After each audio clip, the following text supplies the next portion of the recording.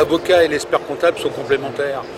Nous travaillons beaucoup, nous, en synergie avec des avocats en matière de droit fiscal, droit commercial, droit des sociétés. La richesse des deux professionnels fera en sorte que ce sera gagnant-gagnant pour le franchisé ou le franchiseur.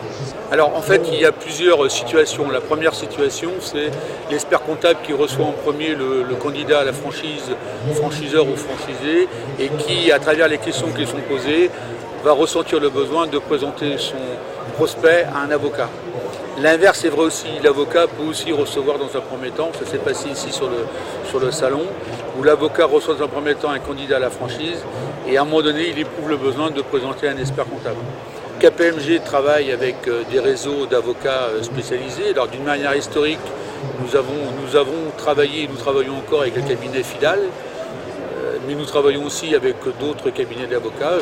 Je pense entre autres au cabinet Jean-Baptiste Gouache, basé à Paris, et qui est présent aussi avec nous sur le salon. Donc il n'y a pas d'exclusivité en matière de travail en synergie. J'ai 35 ans d'expérience derrière moi.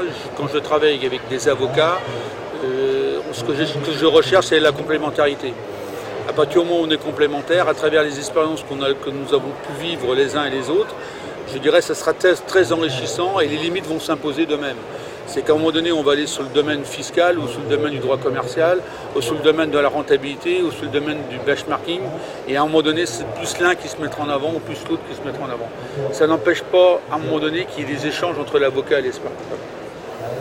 Mais c'est vraiment l'effet d'expérience qui fait qu'à un moment donné, on va savoir jusqu'où on peut aller et à quel moment on doit se mettre en retrait. Moi, je dis souvent qu'un expert comptable est là pour, je dirais, anticiper et connaître les difficultés de notre client et essayer de les résoudre à sa place. Donc on intervient dans le domaine stratégie, mais nos réponses sont, je dirais, adaptées et efficaces que si on a de l'expérience. Si on n'a pas de vécu, à un moment donné, on ne sera pas crédible dans les réponses données.